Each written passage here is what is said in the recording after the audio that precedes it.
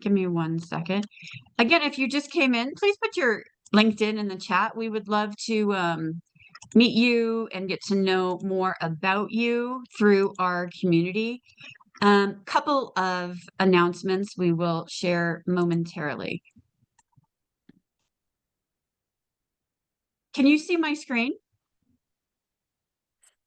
Yes. Okay, I'm going to just tell you a little bit about what we are going to talk about today. First, we're going to do introductions of Julie and Andy, and they're going to give overviews of CPG food and beverage, and then also of the interim staffing arena. Then we're going to get much more specific about what it's like a day in the life of, I just want you to know what's coming up so that you can think about your questions. We're going to talk about a day in the life of a recruiter, what we look at, the systems we use, how we determine who we will move forward with. We're also going to talk about what is the modern application process, and then getting a little bit more granular into that. How do you leverage AI, and how does that affect the hiring process? We're then going to dive into why are you being ghosted and what can you do about it? You might be able to do something about it, you might not. Ghosting is just kind of like a common thing, and especially in this time of Halloween, I'm hoping that your ghosts go down, your actual appearances with hopefully not spooky people goes up. We're going to talk about cover letters. Are they still relevant? We're going to talk about the easy apply button, the lazy apply bots, and bots that can apply for you, and stable industries, gig or part-time and fractional work, and then job hugging. So hopefully we'll get to all of those topics today. If those topics spark something in you and you have a question that's blooming, please let us know in the chat. We want to be interactive with you in those times. But let's actually jump in.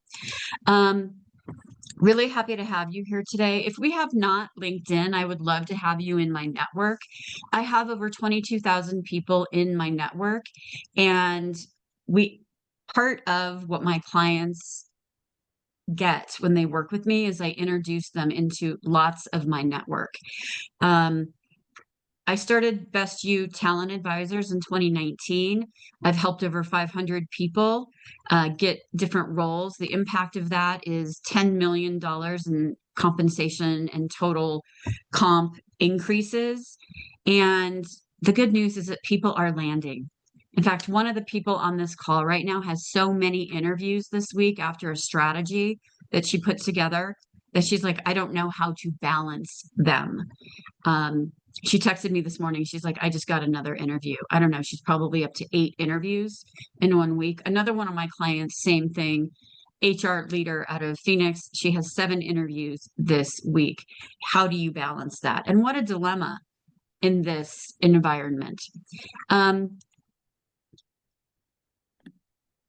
Adrian, who I would love you all to meet, has been partnering with me. She's also a job seeker. She does recruitment, but has a master's in organizational development and has been such a huge help that we're partnering on some really exciting things coming up.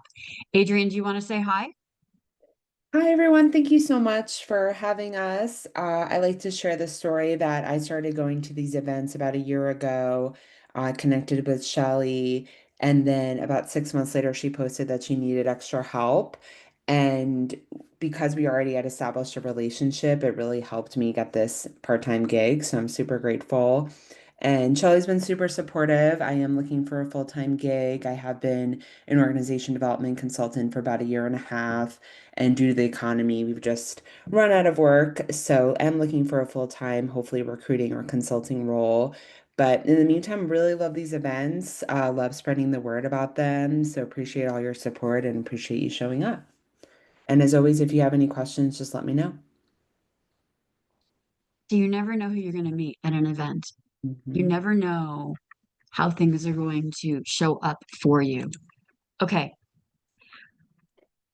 I offer group coaching. If any of you are looking to have an accountability partner, improve your LinkedIn and visibility, really talk about values-based coaching. I have a group that is starting in November that I'd love to invite you to. If you are interested in learning more about that, I can tell you I have two different groups right now. One of the groups is all women, increased interviews, increased accountability, better relationships with their partners because they are less stressed. We have 2 live group coaching calls for an hour every month. We have pretty specific strategies to help you get in front of folks. There are some group members online here now. And I'd love to invite you or anyone else that you know that needs this type of support to fast track your job search. Please let me know. Okay, earlier this week, we were supposed to have Cami Gildner, my past business coach, talking about, so you want to start a business.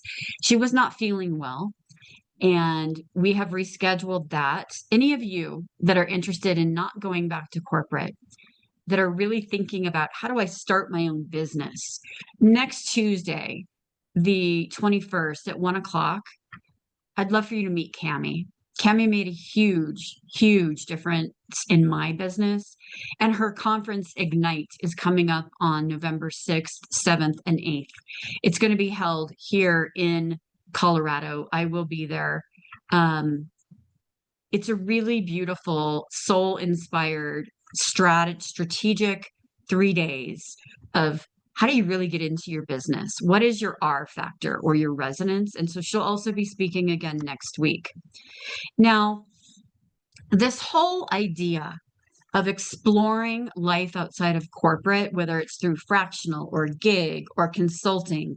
I have another one of my partners, his name is Paco Beltran, coming in. It's about exploring possibilities outside of corporate America, specifically through business ownership. He has a database of over 250 companies that he consults with you on. So he'll be talking with you, and this is based off of a book, if you can see this, called Your Career Revolution, Reimagining and Reclaiming the Life of Your Dreams.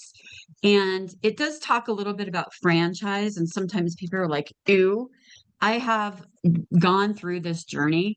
I know what's out there, and I am really happy to bring him in for business owners that want more of a prescription to leverage. Also on November 18th, I've been invited to speak at the Project Management Institute Mile High Job Seekers Group.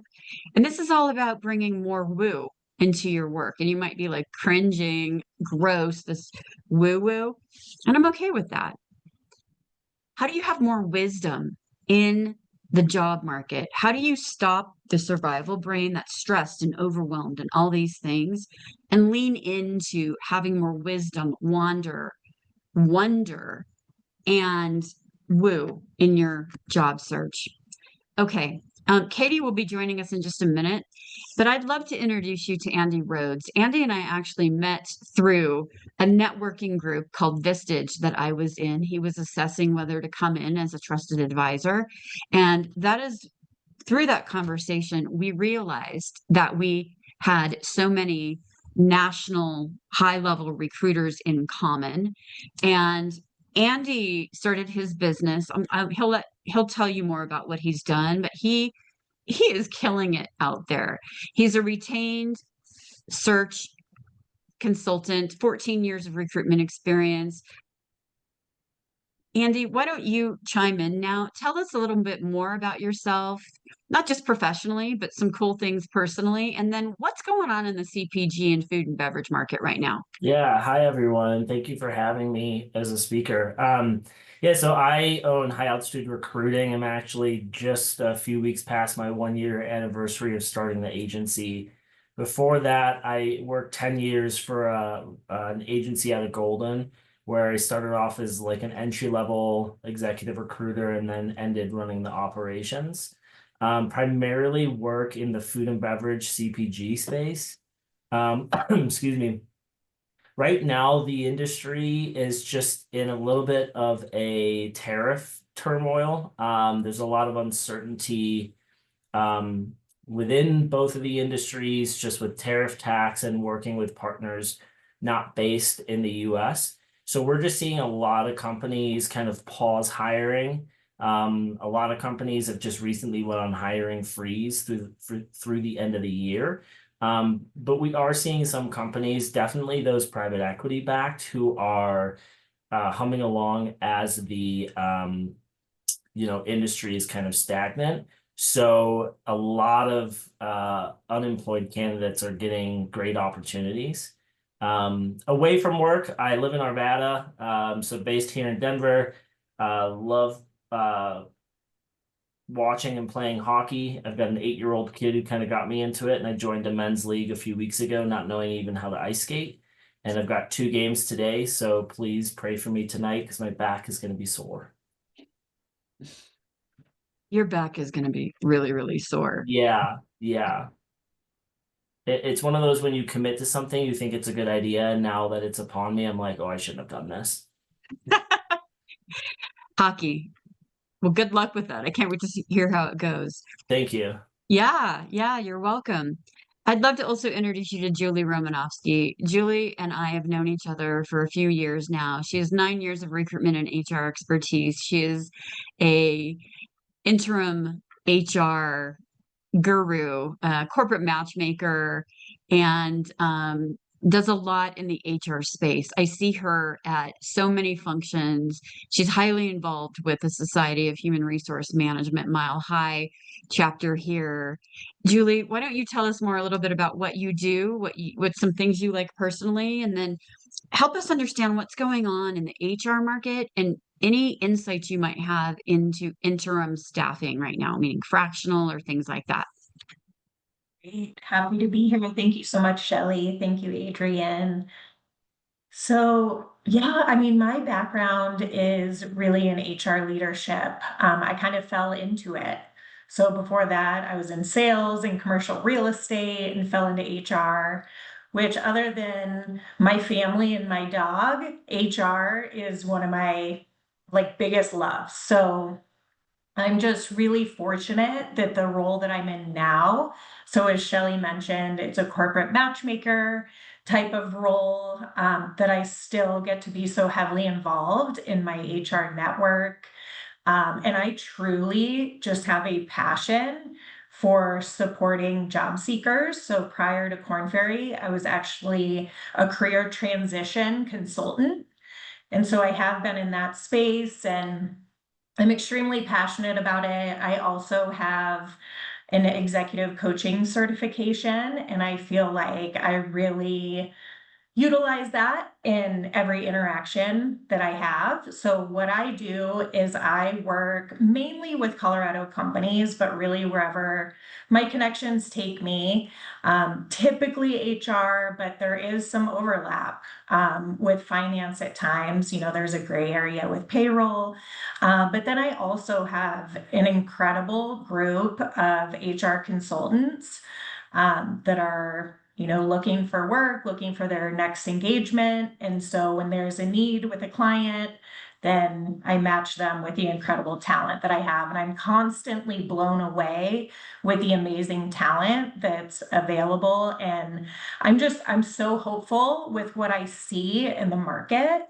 So as we all know, it's been a tumultuous year, just really up and down. And we were looking for trends for a really long time.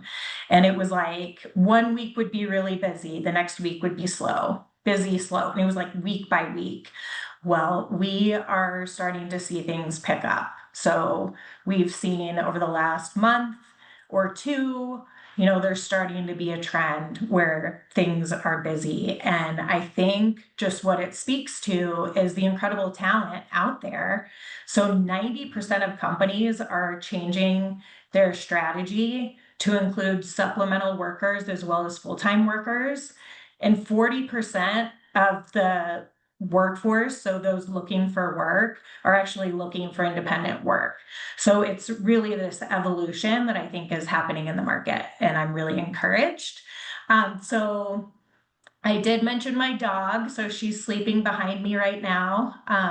She's definitely my best buddy. And I'm a boy mom, so I have a 13-year-old and 16-year-old Colorado native.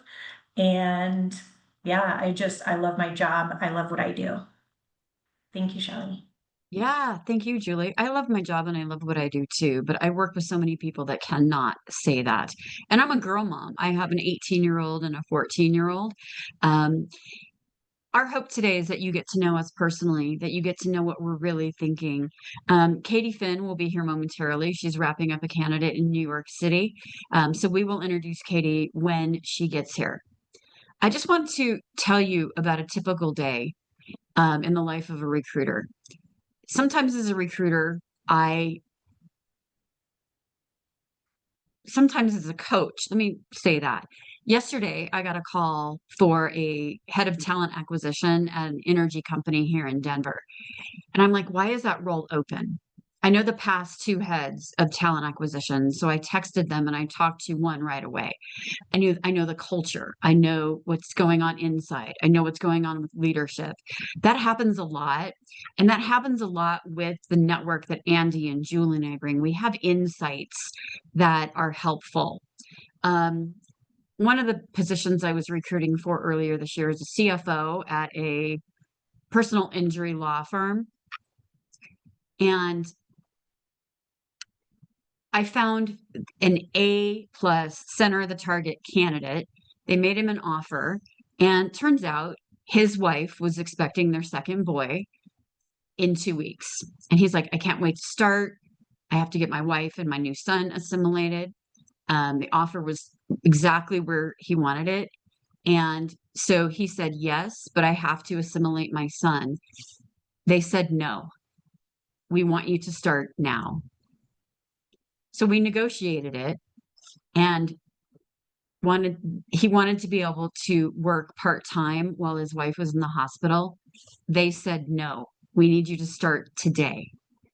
So I'm telling you that story because in the background, as the recruiter, we can't anticipate that, and maybe we can, and Andy, you're shaking your head, that these things happen. We bring the perfect candidate, exactly the purple squirrel, the technical unicorn, and then there's low IQ, EQ, and PQ, positive intelligence, on the side of the hiring leader. And we're like, we negotiate. We're like, it's going to take you way more time. And what does that tell you about the company? That work life doesn't matter. So as the recruiter, I had to really think about, is this the value that I want to present in front of someone? And ultimately it wasn't.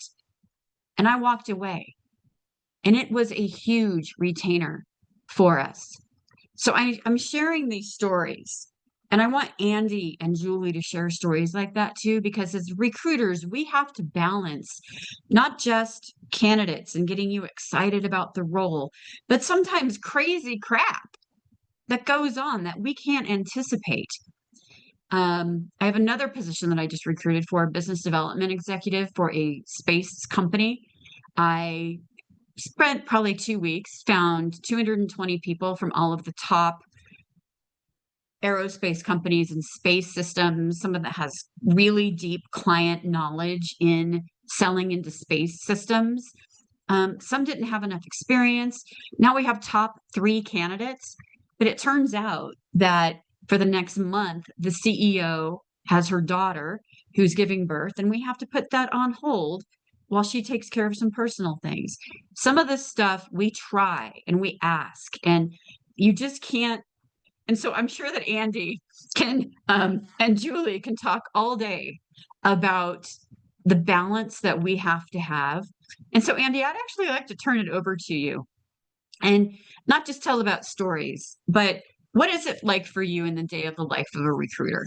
Yeah, my old boss and current mentor always told me you're only as good as your last candidate, right? I actually onboarded a client last week to do their CEO search, and the private equity CEO said, how do we best support you? And I don't know that I've ever had a client actually say that to me, because I'm like, schedule weekly calls so we can do updates together so you know exactly what I'm seeing every single day of the week. And people forget right now is a market for candidates, and they don't stay free agents for long.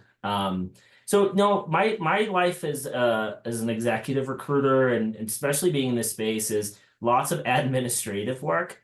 I get probably 200 LinkedIn connection requests a week, and 90% of those are candidates actively looking for jobs, which I love adding to my network, but I'm a headhunter, so I can't help those people unless they perfectly align with a role that I have on my desk right now. So a lot of my week, excuse me, just getting over a little chest cold. A lot of my week is just trying to assist people.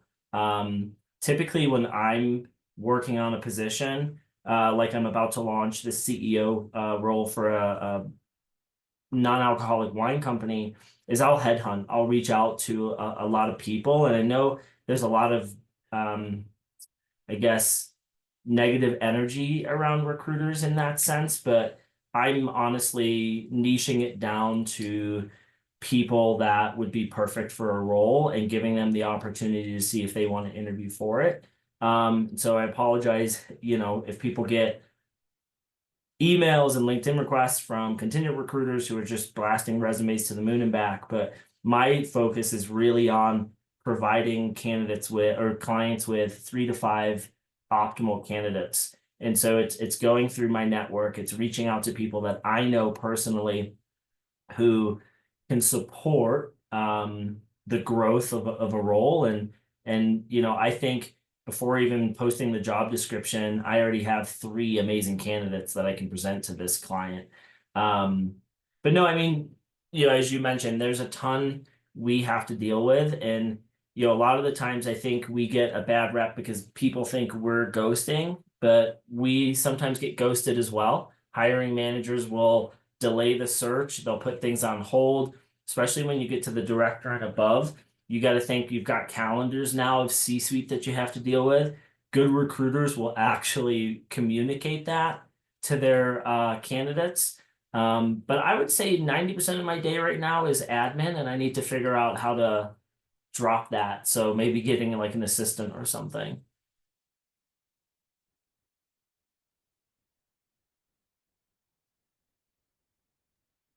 Sorry, Andy. I put you on mute. So getting an assistant, that's an interesting idea. Yeah, I know, Um, right? yeah, especially for all I know that you have going on. Julie, tell us about the life and Dan, the life of your role. Say every day is different. So like you mentioned, Shelley, events are not only a place for me to learn and keep up with what's happening in the industry, and just network. Um, but yeah, I mean, it's different connections. And I feel like it just comes down to being out in the market, educating the market, just letting them know that I'm here. I'm here to help when you need me. I won't bug you, but I'll send you interesting information. So I'm constantly looking for relevant articles for clients so I can send it their way. Um, I mean, I'm constantly, whoever wants to network with me, I love going to coffee. I love hopping on Teams meetings, and just 2 things that I've kind of learned is, what can I bring? So what can I bring to the conversation, and how can I help the person that I'm talking to? And so that's important. And then, it's like, who else should I be talking to? Right? Can you think of someone else that I should be connecting with? And in our world, in interim, so it's either fractional work, or project type work. So that can be HR, IT, finance, accounting, legal, it's really, just being out and about and connecting. And that's what my day and my world is all about. I would have to say the admin work in my world, like typically that gets done at night or like early morning when it's really quiet, or even like a Saturday morning, with a candle and cup of coffee. So I would say, I'm constantly trying to keep up with that as well. But really, I try to be out and about and just connecting with other humans and seeing how I can help. Thanks, Julie. As a recruiter, a lot of my time when I get started is how am I going to source this? Who do I know? Like yesterday, I got a phone call from a contingent recruiter out of Texas for this head of talent position. Well, I'm not interested myself. I know the two past leaders, and I may know people who are interested in that. So sometimes things just come to us and we will reach out and network. But I want to know is Katie here yet, Adrian? Oh, Okay, she will be. Rita, I see your follow-up question. We have that a little bit later, so I just want to honor that and let you know that that is coming. So day in the life of a recruiter, there is a lot of admin work. There's a lot of things that we have to go through. When we are sourcing, we want to pinpoint plug-in candidates for our clients, and that means that when we're hunting, or no, we're hunting, that we're going after exactly the backgrounds that we're looking for, and we leverage different systems. We get your phone number, your email address. If you get a note from us on LinkedIn, please answer us. I can't even tell you, out of those 220 people that I reached out to, most of them, all of them, almost except for 5, were passive. And if they don't answer, that's okay. But things are changing constantly. So if you get reach out from a recruiter, assess who the recruiter is. What are they looking for? Find a personal connection to them, just like we did with like Julie's a boy mom, I'm a girl mom, Andy has an 8-year-old, Andy's going to go play hockey. We want to hear from you as humans, not as robots. So that kind of goes into some of the interviewing piece. Okay, there's a lot more we can go into in the life of a recruiter, but there's admin work. Some of us have to manage up to 30 recs at a time. I have recruiters that are doing high volume. We're going to talk a little bit later about those industries that are recruiting, but let us know what else you'd like to know. Modern application process. This is one that is quite controversial. Andy, I'm going to lean into you for this one first. Yeah. What are you seeing out there from companies that are hiring, like the ATS? Do they look at the ATS? Are recruiters really screening through the ATS? And as a retained search executive, how do you work with other recruiters in-house, if at all? And what are you hearing from them?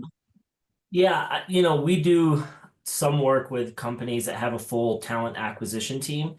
Oftentimes for us, we're coming in to do the executive level positions because maybe their in-house team just don't know how to search for a director or above. I know that kind of sounds a little bit silly. Oftentimes it can literally be like Nike's a client of mine and they were doing a C-suite search a few years ago. They didn't want the markets to shift with the announcement of a retirement. So they brought us in confidentially to do the search.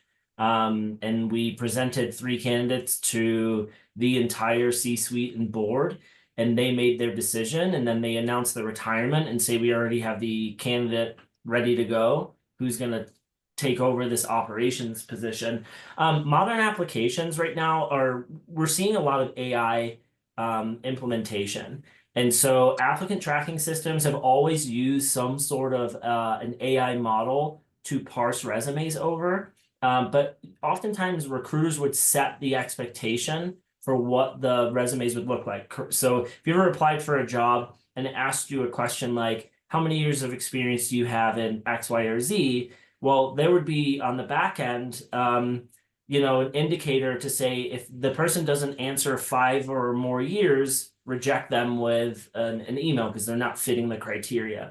Now what we're seeing is a lot of the applicant tracking systems are actually taking resumes, parsing them over, and then rejecting if there's not the right amount of keywords, if the years of experience don't match.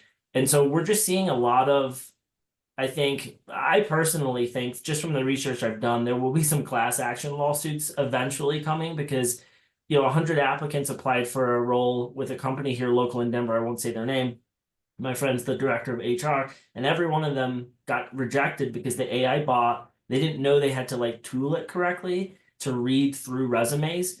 And so they panicked. They had to reach out to all 100 applicants and let them know there was a system error. So we're just seeing a ton of different AI kind of bots taking over the applicant tracking system. And it's kind of concerning. And then on the other side, we're seeing a lot of AI-driven created resumes that don't actually match the experience of candidates. And so some people will put their resume into ChatGPT and say, here's the job description, match my resume so I look like the perfect candidate, but they fail to tell the AI bot and ChatGPT, don't lie, right? Because the AI bot reads the job description and says, hey, Andy's got 7 years as a surgeon, and no, I don't. So that we're seeing a lot of that where I'll interview candidates, I'll know that their resume has gone through ChatGPT because all of those resumes look the same, and we'll find that there is actually some lies on the resume, and maybe it's not by design, but it's like, hey, I want you to match me perfectly for this job, so it takes that into account. And so, yeah, there's just a lot of gray area right now, and it's a little bit concerning. A lot of gray area. I couldn't have said it better myself. There's so much change going on in recruitment as well with all these different AI modules coming in, and different ways that we can have people interview, video interviews. We have to make sure as recruiters that the person who actually does the person show up, or is it an avatar? I was just talking with another head of talent yesterday who just hired 70 engineers, and she's like, Shelley, I've had avatars where the background's not moving and the lips aren't moving at the same time. And you have to, like, as recruiters, it was funny because when I was walking out on my porch and she's like, Shelley, I want to ask for their driver's license beforehand to even make sure that they're showing up in the right way, or who it is showing up. So there's a lot of shenanigans going out there on the modern application process. I see that Katie has joined us. Welcome. We will be introducing Katie momentarily. Julie, any thoughts on the modern application practices?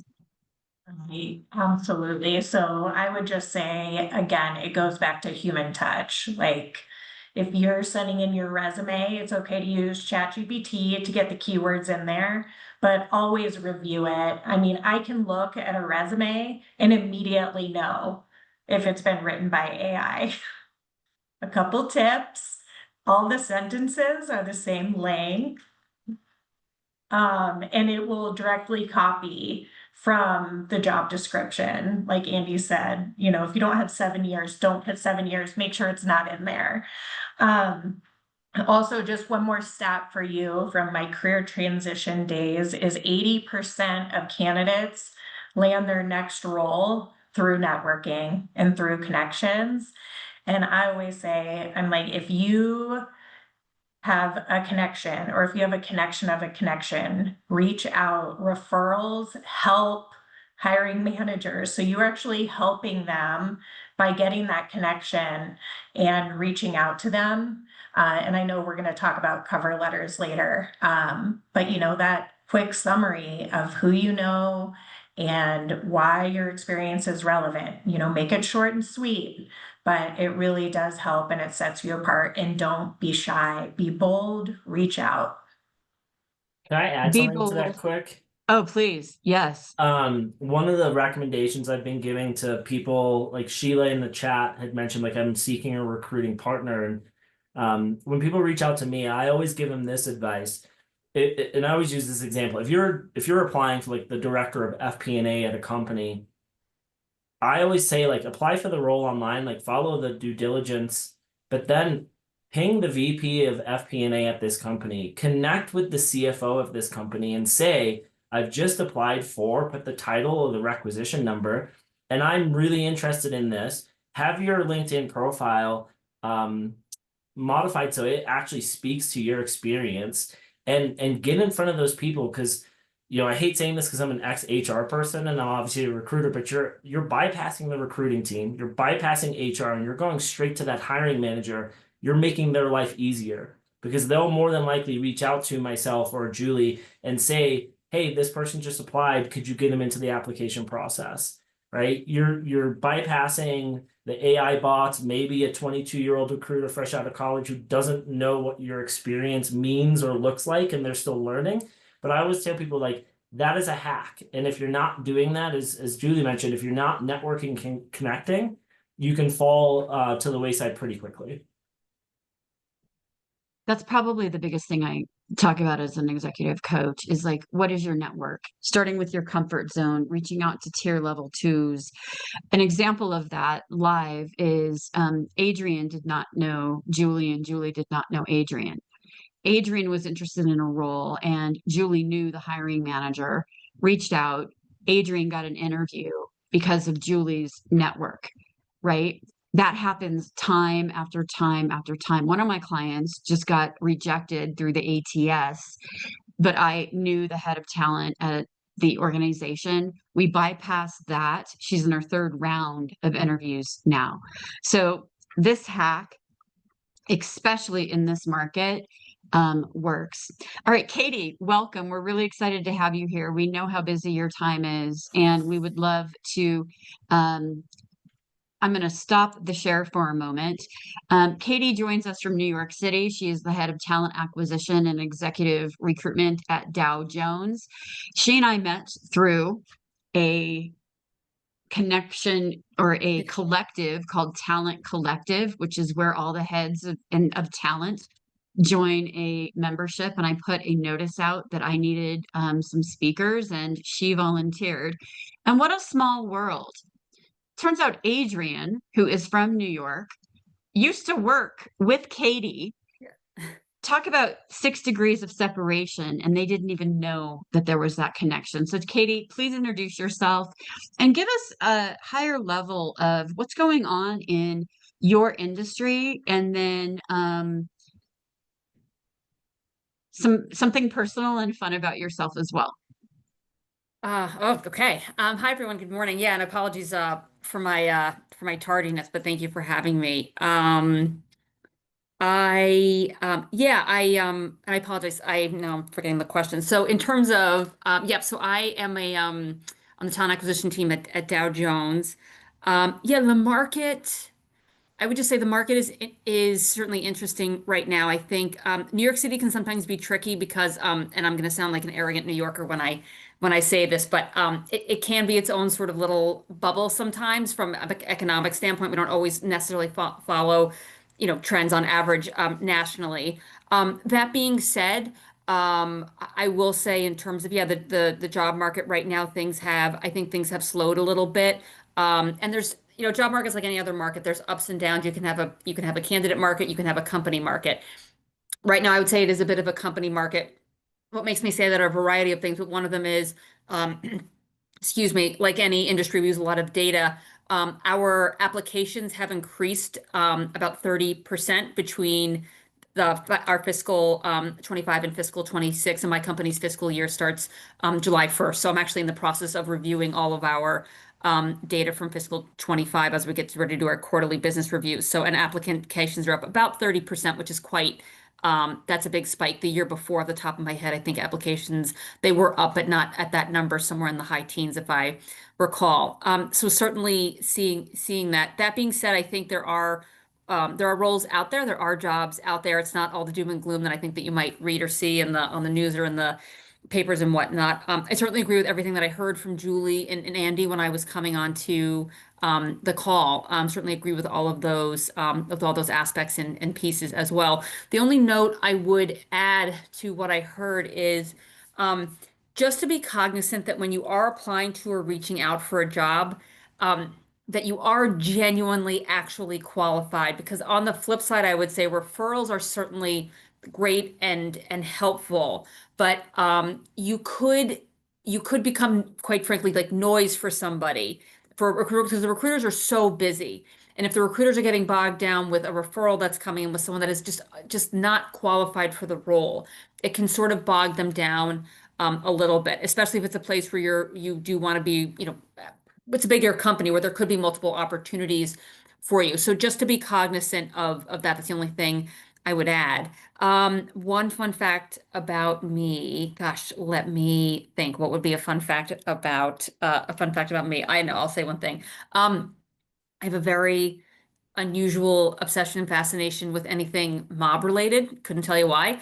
I have watched, just name Goodfellas, Casino. I have watched all 6 seasons of The Sopranos more times than I would care to admit out loud in an open setting. I don't know, might be growing up in New York in the 80s with, John Gotti and all that. But yeah, bizarre. Couldn't tell you why. But yeah, anything mob related, books, TVs, movies, I'm there.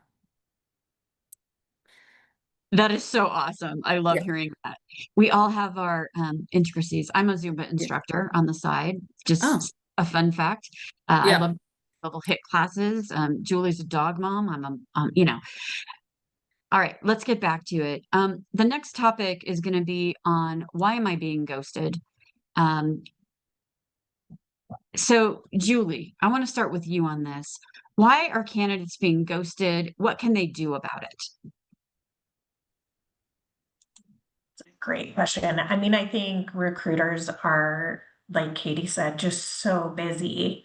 Um, and I think that it's really the recruiter's responsibility to communicate whether you're going to hear back or not, right? Depending on the stage that you're at. So, for example, internally, when we have a job that comes in, we may reach out to 15 to 20 consultants to try to find the perfect match. And it's really our job to say whether or not they will be submitted to the client.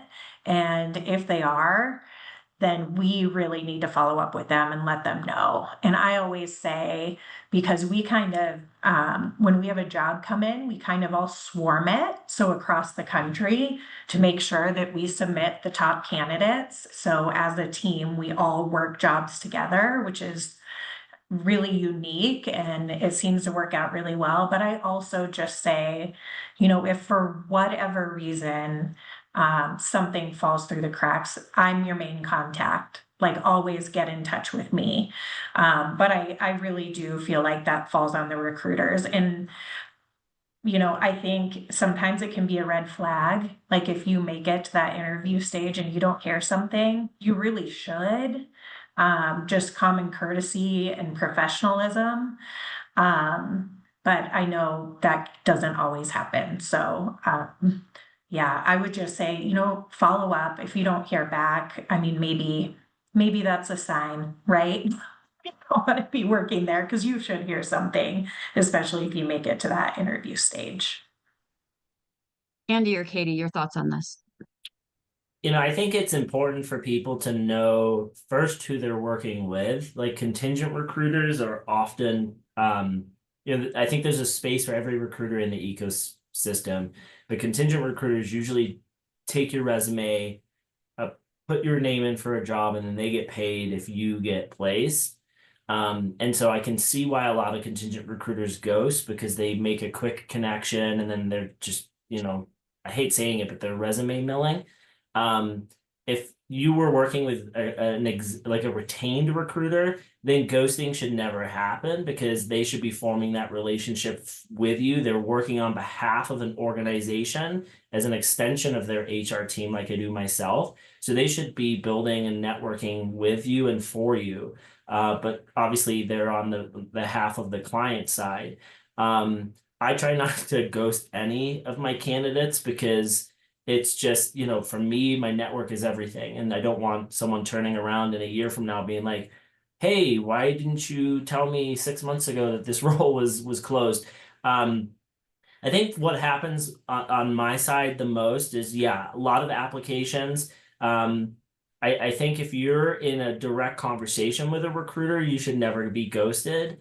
I don't know about you, but I don't feel ghosting. If someone applies for a role and they don't hear back, I don't see that as ghosting, because if there's 300 applicants, it's just impossible for one person to get through all of them.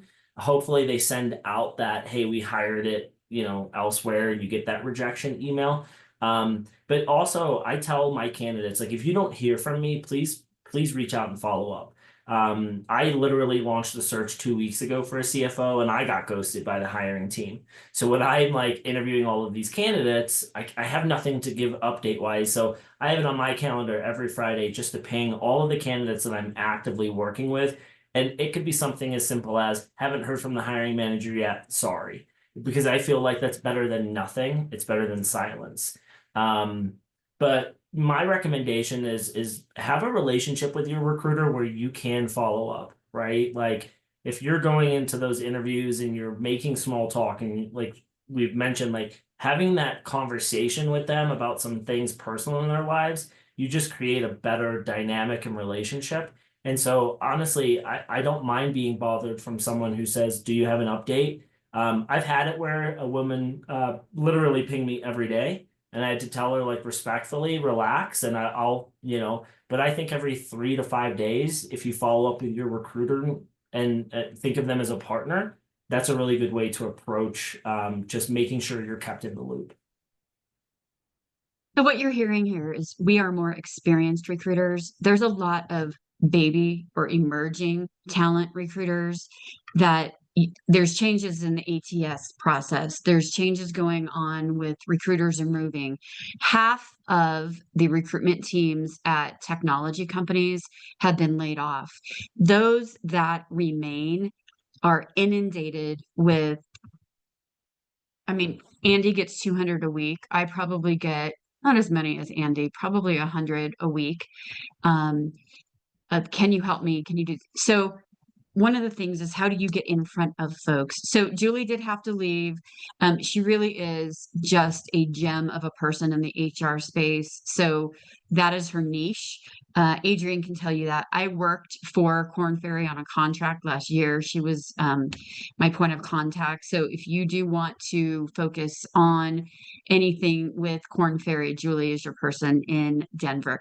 Katie, any thoughts on this topic before we move to our next one? No, I completely agree with everything with what Andy said, particularly about like the defining ghosting, applying to a job, you just, again, someone, I agree with you said, just volume, someone might not ever um, resume. But I completely agree. For us at Dow Jones, and even at my former employer where Adrienne and I worked together, like once somebody was in the process, even for a first round, like the recruiters, we had tiers, like a recruiter had to email someone back, and then if they were a finalist, they had to get a phone call. So that stuff should happen. It's just good business. And I agree with Andy, it's relationship building. Like, it's a two-way street. You want to be able to circle back with someone. Candidate experience is important. So I understand that that's not always happening. And believe me, I agree with anyone out there that's looking for a role, and that happens too. It's certainly not, certainly not good business for sure. Unfortunate, it is sometimes a part of it, but yeah, it's not something that should happen. But if you are being ghosted, yeah, I think it's just perfectly good to follow up. Even if you don't hear back, it shows the diligence and you've taken the next right action. Exactly. It goes back to what Julie said earlier, is you got to be bold and be brave. Being in a job search can be very isolating, but I have a client who is spending 60 hours a week, and part of that is her structure, meditation, movement, um, focusing, strategy, etc. Now, I know that that's exhausting as well, but do you have a structure for your job search would be a whole nother topic that we could get into. Um, Mariah, you said that you have something to share, that wanted to talk about how you get in front of people for the right interview and the right role. Go ahead and take like a minute to share that. Thank you. It's something that I've always kind of wanted, I try to put out there. Um, when I apply, I actually reach out to the hiring manager first, and I send a couple of very short sentences. One is a very short sentence of my background. I tell them exactly the date and the time that I'm going to apply, and I ask them if the position is still open. And then they almost always respond. Because of the way, I don't know, I've gotten, maybe there've been 2 or 3 times they didn't respond. Once they respond, it's open, and then I follow up with the exact date and time I apply with a message of the exact date and time that I'm going to follow up. And then I do exactly what I said. And it usually gets me, it creates a pattern of following through, and it often puts me at the top. And I just thought I would share that because it's something that's been very successful for me. Thank you, Mariah. I love that. Rita, I know Julie left. We didn't get to your question. You and I are talking later today, so I will chat with you about that. I just want to talk about a really simple topic, cover letters. I never use them. I don't look at them. We have so many things that we're doing that only if the company requires a cover letter, you got to make it spot on. Don't just have AI write it. There's work slop that AI will do. Andy, I heard a new prompt from you. Don't lie. So telling AI don't lie. Another prompt might be think deeply of like when you're doing a prompt in AI, think deeply about how here's my LinkedIn profile link aligns with this position and don't lie. And then you always, from a cover letter perspective, have to make it your own. Just like Mariah was talking about, here's exactly what I did and what time I'm going to follow up. And you guys, I can't even tell you how important that follow up is. This has to be, and I don't care if it's intergenerational here. I am an Xer. Maybe I'm talking from an Xer perspective, but recruiters that have a lot of experience, we want to see that classy professional follow-up.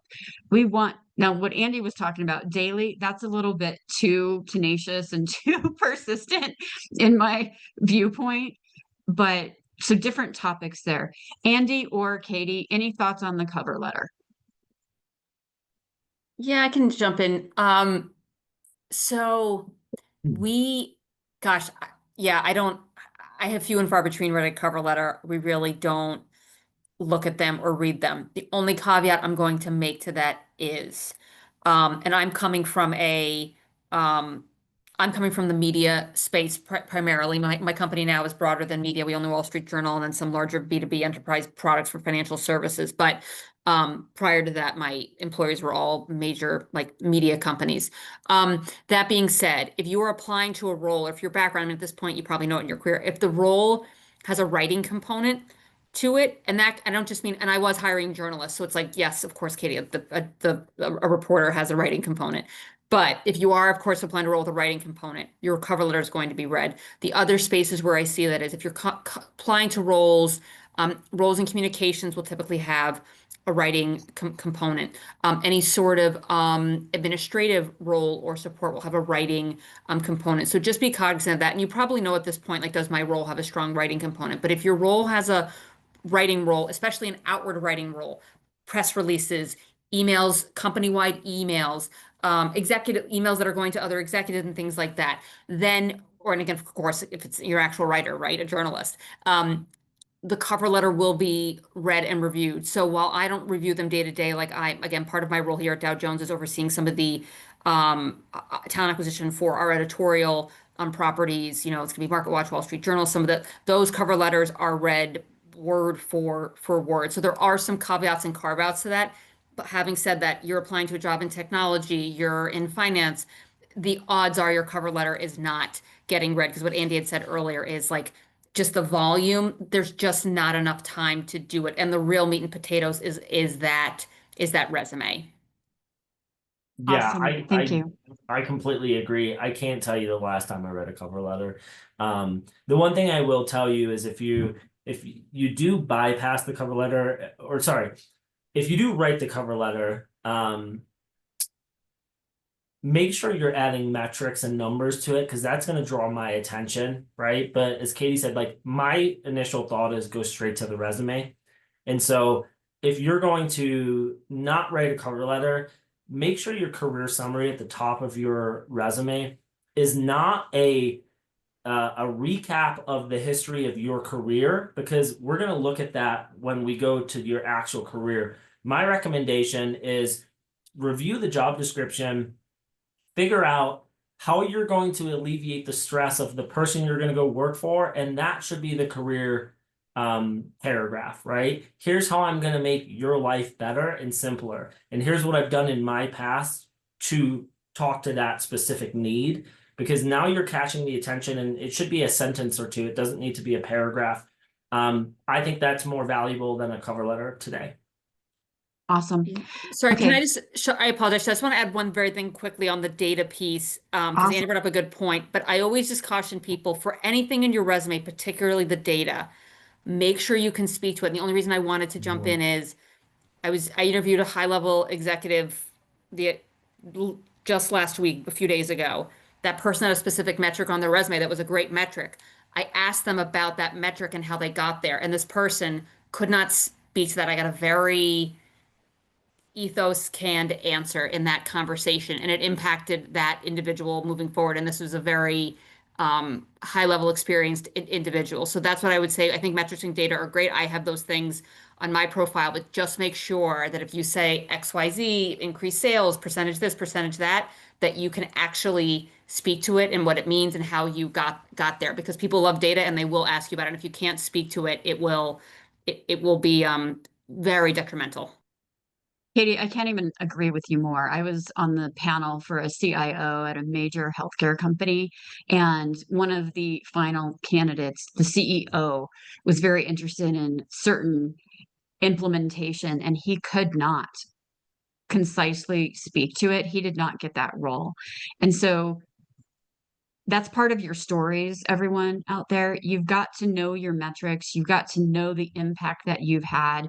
As recruiters, we don't want to see the job description. We want to see what you've actually done. And then in the interview, can you talk about it clearly, concisely, and even with really hearing that outcome, but then bring some humor into it. We don't want to see robots. We don't want, I mean, stars out there, car, all these different interview models are out there. Tell us a story. Have it be engaging, that tells us a little bit about your thought process, what you brought to it, what you specifically did in that role. And even for my new grads that I coach, if you weren't on a team, what was your role? So we can get a lot into interviewing. One of the hot topics that during our pre-meeting that came up was easy apply, lazy apply, and bots that apply for you. I think, Andy, you were kind of passionate about this one. So I want to start with you on this topic, please. Yeah, there's a lot of applications out there where you can pay, like a subscription per month, and the bot will apply for 20 roles or however many. I think that's where we're seeing a lot of applicants find their way into our inboxes that don't actually match the role that you're applying for, or your background doesn't match it. And so that's where, we're getting inundated with all of these applications. And you can call it, like, I know LinkedIn has the easy apply. I mean, that's not what I'm talking about, because they're actually, matching your LinkedIn profile. But I would be very wary of any of the AI bots that do the applications for you, because I do think that's why we're seeing so many unqualified candidates. And I think it also puts you into a vulnerable position where you can get, blacklisted from certain recruiters and companies. So my recommendation is, like, I tell everyone, when you're applying for a position, there is some opportunity for you to use AI. I would say use it on the opposite side of put the job description into ChatGPT and say, what keywords are listed? What is this hiring manager looking for? And then transition that into your resume. Gold. Yep. But otherwise, you know, don't do any of the bot stuff, because I just think that it's creating like a havoc for and a nightmare for recruiters, but I just don't think it does you or your background any justice. Yeah, so my recommendation is just stay clear of those applications. Awesome. Mariah, you have a question in the chat. I like visualization of some of your results. ATS friendly. I'm not sure. I'm not a resume writer. I've seen some very high level, great metrics in that first portion of the real estate on your resume. And especially when you have in-person interviews, having something that's visual, a lot of adult learners are very visual. So I say yes to that. I want to move to the next topic because in this economy, what is stable? Andy was talking about the volatility of the market due to tariffs. And so, Katie, Andy, I'd love to hear your thoughts on what industries are you seeing that are hiring right now that people should lean into? What roles? And Katie, we'll start with you on this one, please. Yeah, sure. So I think, um, yeah, I think stable industry always hiring. That's yeah, it's an interesting thing to think about. Look, generally speaking, I know especially, you know, again, I'm in New York City, so I mean, multiple this major hospital and healthcare system. So stable industries are just healthcare. That the need for healthcare is always going to be there. I mean, that is a constant that's always going to be a constant need from an economic standpoint. You know, roles in healthcare can certainly shift, of course, but generally speaking, I think healthcare is certainly a very stable industry. Otherwise, generally speaking, and again, from where I sit in New York, is like we're very diverse in terms of our industries. Finance is, of course, a big industry, but we have like major law firms here. We have major fashion houses here. We have major media companies here. We have some, you know, big tech companies here. So the industry is diverse in New York across the board. Otherwise, um, I think there are some industries that are a little bit more stable than others. But that being said, I think every industry, unfortunately, is certainly susceptible to um, the broader and general economics, certainly within the United States and globally. But yeah, I would say healthcare is certainly a constant stable. And then the others can certainly have their ebbs and flows. I think, look, if there was one, you know, surefire, stable winner, I think, you know, generally speaking, we might all flock there, right? If there was never any sort of risk. But you know, unfortunately, there certainly just is. In my career, I have been laid off from a job, you know, when the markets crashed in 2008. So it's unfortunate, but so there's no, I think, again, like surefire stable footing. But I think in terms of industries right now that are really hiring, I would say healthcare is still hiring and always hiring. And the rest, but are hiring. Like we have roles open, tech is hiring, financial services. There are companies hiring for sure. So it's not any sort of, again, I think some of the doom and gloom that we might start to hear and see, and maybe you're starting to feel that I don't see. Thank you, Katie. Andy. So this will make some people laugh, but in the food and beverage CPG space, there's always hiring because people always have to eat. But there are certain companies that really do well when the market's down, and that's frozen pizza and like cheap beer. Because frozen pizza you can eat 3 meals a day and it costs no money.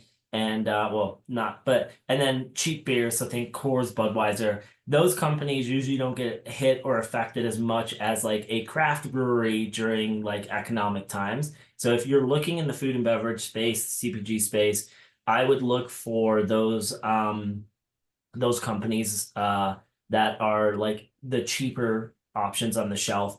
Um, Also, I know during economic crisis, because we do have a division that supports aerospace and aviation, military contracts, right? When the economy usually goes down, war goes up. And so if you support a company that makes, you know, landing gears for like F-16 planes right now is huge. So looking at those manufacturers or those metal benders is really, yeah.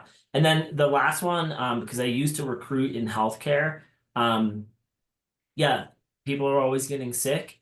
And so, like DaVita Healthcare is where I worked downtown Denver.